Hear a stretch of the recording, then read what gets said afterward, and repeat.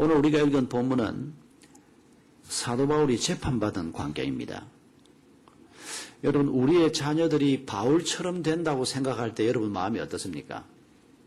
마음이 괜찮으십니까? 아니, 왜 바울이야, 바울? 요셉은 모를까? 요셉은 강대국 애굽의 총리가 됐던 사람이고, 그리고 노년까지 아주 그냥 호의호식하면서 대접받으면서 잘 살았던 사람인데, 이왕이면 요셉 모델이 좋지 바울 모델은 아니야. 그런 분들은 빨리 생각을 바꾸시기 바랍니다. 요셉도 하나님의 사람이었고 바울도 하나님의 사람이었습니다. 어느 시대에 태어나서 어느 자리에서 일을 하느냐에 따라서 외형은 조금씩 다릅니다만 두 사람은 본질상 같은 사람이었습니다. 그리스도인이 어떤 자리에서는 청렴결백하게 살아야 하는 그런 삶을 요구받기도 하고, 또 어떤 사람은 좀 넉넉하게 여유있게 그렇게 사는 자리에 있기도 합니다. 우리의 삶의 자리에 따라서 모양은 조금 다르지만은 동일하게 우리가 이런 사람이어야 한다라고 성경이 가르치는 것을 우리 오늘 다시 한번 발견하기를 원합니다. 오늘 이 재판정에서 바울이 이런 사람이다라고 지금 누가를 통해 하나님이 우리에게 보여줍니다. 오늘 본문에 나타난 바울이 어떤 사람입니까? 첫 번째 우리가 기억해야 할 것은 바울은 하나님의 인도하심을 확신하는 사람인 것을 오늘 이 재판 기록을 통해서 하나님이 또 한 번 보여주고 있습니다. 이 본문을 이렇게 길게 써놓을 필요가 있을까 싶은데도 재판에 관해서 꽤 세세하게 여러 가지 에피소드들을 세세하게 써놓고 있습니다. 여러분, 이 본문을 보면 바울이 2년 동안 미결수로 가이사라에 잡혀 있었습니다. 그동안에 총독이 바뀝니다. 이 베스도라고 하는 총독, 벨릭스의 후임으로 이 사람이 옵니다. 그리고 이 사람이 가이사라에 자기 저택이 있으니까 거기에서 쉬고 있다가 나흘 만에 예루살렘에 와서 이 사도 바울의 고소 사건을 접합니다. 예루살렘의 유명한 사람들, 대제사장 이런 사람들이 바울을 빨리 처단해야 된다라고 주장을 합니다. 그랬을 때 베스도가 처음에는 꽤 바르게 얘기하고 있습니다. 그러면 지금 죄수가 가이사라에 있으니까 가이사라에서 재판을 할 테니까 여러분들이 가이사라에서 내려와서 고발할 것이 있으면 고발을 하고 법대로 합시다.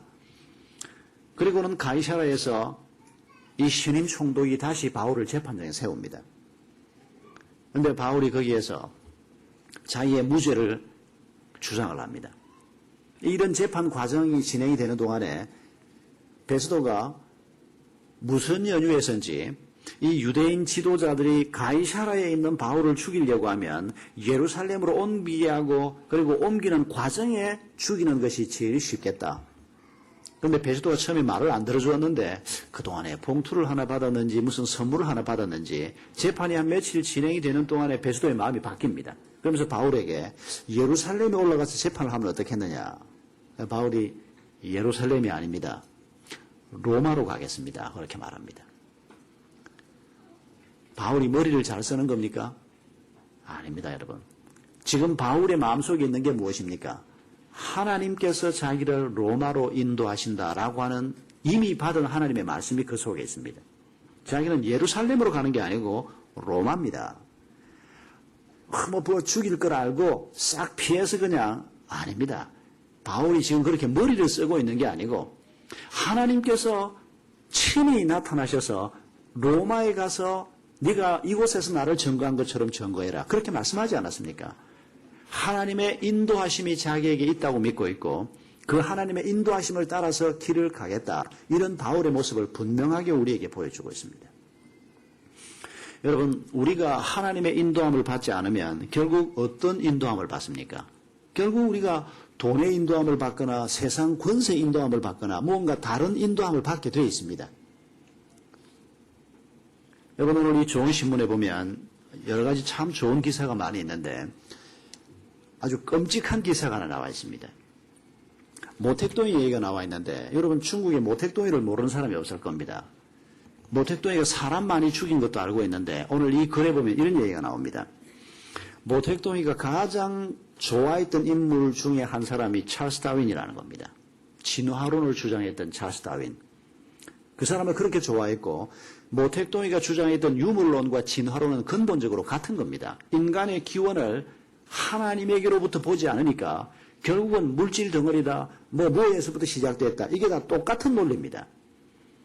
모택동을 연구한 사람들이 모택동이 쌓아놓은 자기 논리, 공산주의 논리를 가지고 만든 그 논리들, 정치 원리들이 결국 진화론에서 나온 것이라고 얘기를 합니다. 실제로 모택동이가 다윈을 자기가 가장 좋아하는 사람 중에 한 사람이라고 얘기를 하는데 럼멜이라고 하는 학자가 이 신문에 뭐라고 써놨는가 하니까 모택동이 진화론의 인도를 받으면서 그가 원했건 원치 않았건 자기가 진화론을 따르고 그 논리를 따라가면서 모택동이가 죽인 사람의 숫자가 7,700만이라고 얘기를 하고 있습니다. 저는 깜짝 놀랐습니다. 700만도 아니고 이 럼멜이 어떤 근거를 가지고 그렇게 말하는지는 모르지만 아무튼 그런 학자들이 터무니없는 소리를 할 리는 없는데 모택동이가 죽인 숫자가 히틀러가 죽인 숫자보다 사람을 죽인 숫자보다 더 많고 심지어는 스탈린이 죽인 숫자보다 더 많다. 모택동이야말로 인류 역사에서 가장 많은 사람을 죽인 죄인이다. 이런 논조가 글이 나와 있습니다. 참 무서운 일이 아닐 수가 없습니다. 이런 상상을 우리가 해보지 않을 수가 없습니다. 여러분, 찰스 다윈은 케임브리지에서 신학도 공부한 사람입니다. 원래 크리스찬이었습니다. 그런데 이게 머리가 뒤집어져 가지고 그냥 성경에 하나님께서 사람을 어떻게 만들었다고 창조를 어떻게 했다고 분명히 얘기를 하고 있는데 그 하나님의 말씀의 인도함을 받지 않고 자기가 만든 논리가 진화론 아닙니까? 여러분, 우리 아이들 중에서 우리가 우리 아이들을 잘못 가르치고 영향을 제대로 주지를 못해서 우리 아이들이 엉뚱한 데 영향을 받아가지고 엉뚱한 사고방식을 가지고 그 위에 자기 인생을 쌓아가고 그 위에 자기 목표를 쌓아가고 그리고 모택동이처럼 잘난 인간이 하나 나와가지고 높은 자리에까지 올라가고 그래가지고 그 사람이 미칠 해악이 엄청난 이런 결과를 한번 여러분 상상을 해보십시오. 여러분, 우리 아이들이 믿음이 좋지 않으면 잘되기를 구하지 마십시다. 우리 아이들이 신앙적인 가치관을 가지고 있지 않으면 머리 좋기를 기대하지 맙시다. 신앙적인 가치관이 없고 하나님의 인도를 받지 않을 아이가 머리가 좋으면 이거 큰일 납니다, 이거. 무슨 일을 벌일지 모릅니다. 아니, 우선에 머리가 좋고 잘되기를 바라고 나중에라도 하나님 만나면 되지. 70대에서 만나면 어떡할 겁니까? 여러분, 이 문제는 단순한 문제가 아닙니다. 우리 부모들이 아파트 당첨을 앞에 두고 금식도 하고 몸에 문제가 좀 생긴다 그러면 하나님의 은혜를 위해서 금식도 하고 그러지만은 사실은 여러분 우리가 정말 금식해야 할 것은 내 아이가 아직 예수 그리스도를 인격적으로 만나지 못했다면 이 아이가 지금 중학생이 되고 고등학생이 되었는데도 아직도 예수님을 내 주라고 고백하지 못하고 예수님의 인도를 따라서 내 삶을 살겠다는 이런 결심이 없으면 여러분 우리가 정말 금식해야 할 때가 바로 이 순간입니다. 하나님의 인도하심을 받는 자녀를 우리가 키워내야 합니다. 여러분 그 이상은 욕심내지 마십시다. 우리가 이 아이가 하나님의 인도를 받아 가기만 하면 적어도 내가 인간적으로 기대하는 것보다 훨씬 좋은 일이 있으리라. 그렇게만 믿읍시다. 그게 틀림없기 때문입니다. 오늘 본문에서 우리가 또 한 가지 기억해야 할 것은 사명을 따라 사는 사람을 양육해야 한다는 것입니다. 여러분 사도 바울이 로마까지 왜 가기를 원합니까? 하나님의 인도하심을 따라 그럴 때 그게 무엇 때문입니까? 사명 때문이었습니다. 그 사명의 핵심이 무엇입니까? 모든 사람이 예수 그리스도를 만나서 행복해지고 거룩해지고 아름다워지는 것입니다. 그 사명 때문에 로마까지 가야 하리라 그렇게 말씀하고 있는 것입니다. 여러분 우리 아이들 가슴 속에 꿈을 심어야 하는데 이 꿈이 부모가 기껏 심어주는 꿈이 공부 열심히 해라. 공부 열심히 왜 해야 되는데? 그래야 좋은 대학 가지. 왜 좋은 대학 가야 되는데? 그래야 취직 잘하지. 취직 잘하면 뭐 하는데? 그래야 돈 잘 벌지. 돈 잘 벌면 뭐 하는데? 그래야 좋은 집 사고 결혼도 잘할 수 있고. 이미 약효를 잃은 저희 세대는 그게 충분히 공부해야 될 이유가 됐습니다. 우리 한국 사회는 특히 이 신분이 공부를 열심히 하면 신분의 변화가 올 수 있는 가능성이 많은 구조를 가지고 있기 때문에 그런데 여러분 지금 아이들은 안 그런 걸 우리가 보지 않습니까? 아이들은 지금 1,000원짜리 햄버거 하나면 짝인데 뭘 더 맛있는 걸 먹겠다고 공부를 열심히 하겠습니까?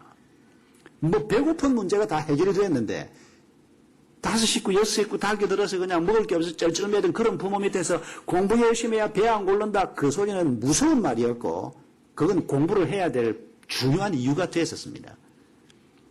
그런데 그런 경험을 한 부모 세대가 기껏 아이들에게 심어준다는 게 그냥 잘 살아야 된다. 이미 부모가 성공해서 그래도 뭐 밥 안 굶기고, 그 정도면 성공 아닙니까? 우리 어머니는 자기가 낳은 5새끼 먹여 살리는 일 때문에 목숨을 걸었던 분입니다. 우리가 자식 먹일 수 있을 정도면 성공했지 않습니까? 그런데 우리가 거기에서 벗어나지 못하고 우리 아이들에게 기껏 그런 정도를 꿈이라고 심어준다면 여러분 우리 아이들은 망가지고 말 것입니다. 사명을 심어줘야 합니다. 그런데 이 사명이라고 하는 게 말입니다. 로마로 가라 그렇게 말할 때 여러분 피투성이가 된 바울을 보고 하나님이 로마로 가라고 했으면 왜 어떻게 가겠습니까? 가서 또 뭘 하겠습니까? 여러분 사도 바울은 똑똑한 사람이었습니다. 그러나 그는 그리스도를 몰랐던 사람입니다. 자기 확신에 차서 교회를 핍박하고 주님을 핍박했던 사람입니다. 사실은 똑똑했지만은 잘난 사람 같아 보이지만은 사실은 그 사람은 피투성이었던 사람입니다. 그가 예수님을 만나서 치유를 받지 않습니까? 그리고 몇 년 세월을 보내면서 믿음을 품게 되고 하나님이 주시는 꿈을 마음에 품게 되고 그리고 이제 준비된 이 사람, 치유받은 이 사람을 하나님께서 로마로 가라 그렇게 말씀하고 있습니다. 여러분 이 순서를 절대 잊으시면 안 됩니다. 하나님은 우리를 그냥 로마로 가라 그러는 게 아니고 우리를 치유해 주신 후에 로마로 가라고 말하십니다. 물론 100% 치유는 아닙니다. 100% 치유는 죽음 다음에 우리에게 옵니다. 여기에서 치유는 우리에게 주신 사명을 짊어지고 갈 수 있을 정도의 치유는 하나님께서 해주십니다. 여러분 하나님께서 우리를 치유하는 방법이 하나님이 천사를 보내시는 것이 아니고 우리가 기도하는 중에 신비한 무슨 어떤 경험 중에 우리가 치유가 일어나는 것이 아니고 우리의 치유 중에서 가장 중요하고 많은 치유는 인간 관계를 통해서 일어나는 것입니다. 부부간의 따뜻한 말 한마디를 통해서 우리가 치유를 받는 것입니다. 부모의 격려 한마디로 자녀가 치유를 받는 것입니다. 하나님이 우리를 그런 방식으로 치유하시는 것입니다. 공동체 안에서 우리가 치유를 받는 것입니다. 목장에서 우리가 개인적인 얘기를 자꾸 하자고 하는 이유가 바로 여기에 있습니다. 이 핵심적인 사건이 인격과 인격이 만나고 영혼과 영혼이 만나는 자리에서 일어나기 때문입니다. 여러분 하나님께서 우리에게 사명을 말씀하실 때 먼저 우리를 치유하시는 분이십니다. 나는 지금 내 짐 짊어지고 나는 정신이 하나도 없는데 사명은 무슨 사명? 맞습니다. 여러분 그 아픔을 가지고 하나님 앞에 나오시기 바랍니다. 그 아픔을 가지고 예배 자리에 나오시고 우리 수요일 밤 집회에도 나오시고 할 수 있으면 새벽에도 나오시고 좋은 글도 읽으시고 최선을 다해서 하나님 앞에 나오시기 바랍니다. 하나님이 우리를 치유하실 것입니다. 우리가 치유받지 못하면 우리 아이들을 잘 도와줄 수가 없습니다. 여러분 이 신문에 보면 또 이런 재미있는 기사가 하나 나옵니다. 4가지 유형의 아버지 얘기가 나오는데 첫째 유형 성취 지상주의형 아버지, 둘째 시한폭탄형 아버지, 셋째 수동형 아버지, 넷째 부재형 아버지. 애들을 다글다글 볶는 아버지 그냥 공부해라 뭐 해라 해서 목표를 정해놓고 이번에는 전교에서 몇 등 아니다 다글다글 볶는 아버지, 성취 지상주의형 아버지. 아마 모든 아버지들이 이런 요소들을 다 가지고 있을 겁니다. 그런데 또 어떤 사람이 시한폭탄형은 뭔가 하니까 기분 나쁘면 한 번씩 터지는데 그냥 아무것도 아닌 게 막 터지는데 아이들이 언제 터질지 모르니까 항상 불안합니다. 그냥 좋을 때는 물고 빨고 막 좋아해 주다가 기분이 나빠서 그러는지 뭐 때문에 그런지 한 번씩 터지면 막 폭탄이 되어버리는 겁니다. 이게 왜 이렇습니까? 여러분 이런 것들이 다 우리의 상처 때문입니다.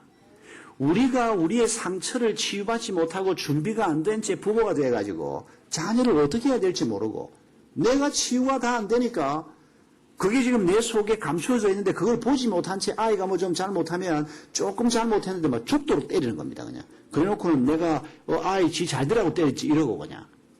이런 부모 때문에 아이들이 망가져가고 시들어간다는 사실을 많은 부모들이 모르는 게 문제입니다. 수동형은 그냥 아주 소극적. 이 앞서 두 형은 적극적인 아버지들인데 수동 형은 뭐 내가 돈 벌어다 주면 되지. 공부 열심히 해? 그러면 끝입니다, 그냥. 뭐 안 하면 이제 할 수 없는 거고, 그냥. 부재형은 아버지가 실제로 없기 때문에 아버지 역할이 빌 수도 있고, 아버지가 있는데도 불구하고 없는 거나 마찬가지입니다. 여기 보면 이렇게 써놨습니다. 조폭 집단의 청년들이 한결같은 공동부모를 가지고 있는데 그게 부재형 아버지의 자녀들이라는 겁니다. 여러분, 하나님께서 우리를 치유하시고 우리에게 힘을 공급하시고 그리고 난 다음에 우리에게 로마로 가라고 말씀하십니다. 그래서 부모들이 끊임없이 우리 자녀들을 사랑해야 합니다. 사랑하면 치유가 일어나기 때문입니다. 근데 그 사랑이 인간적인 사랑이 아니고 내가 하나님의 사랑을 경험하면서 그리고 부부가 서로 하나님의 사랑을 나누면서 그리고 우리의 자녀들을 사랑하면 치유가 일어나고 모든 일이 일어나게 되어 있습니다. 그리고 우리 아이들 가슴 속에 꿈을 심어주는 것입니다. 그 꿈이 너 뭐 될래? 대통령? 박수? 그런 꿈이 아니고 왜 대통령 되면 뭐 할 건데? 대통령이 돼서 내가 어렵고 힘든 사람 내가 좀 도와줄래? 여기까지 가야 하는 겁니다. 여러분, 이 얘기도 여기 들어있습니다. 오늘 신문이 많이 모자라겠는데 보니까 벌써 다 가져갔는지도 모르겠습니다. 나 앞으로 돈 많이 벌래? 그래, 돈 벌어서 어떻게 할 건데? 엄마 차도 사주고, 효산한데 그냥. 그 정도의 꿈을 가지고 우리가 꿈이라 그러지 마십시다. 우리 아이들 마음속에 꿈이 되려고 하면 나 돈 많이 벌래. 돈 벌어서 어떻게 해? 가난한 사람 나 좀 배고픈 사람 먹이고 싶어. 여기까지 가야 이게 물론 이런 꿈은 하나님이 정말 주신 꿈인지 아니면 연습 꿈인지 그건 중요하지 않습니다. 어릴 때부터 아이들하고 대화를 하는 겁니다. 우리가. 아이들이 뭘 좋아하는지 아이들이 무슨 재주를 가지고 있는지 죽었다 깨어나도 돈 못 벌 아이들이 있습니다. 그런 애들은 학자가 되든지 공무원이 되든지 하여튼 성품이 다르지 않습니까? 성품을 따라서 아이들의 꿈을 개발해주고 그러기 위해서는 아이들하고 책을 많이 같이 부모가 읽고 성경을 읽는 건 기본이고 좋은 책들을 많이 읽히고 대화를 많이 하면서 함께 부모와 자식이 자라가는 여러분 이런 가정의 꿈을 우리가 오늘 다시 한번 품을 수 있기를 바랍니다.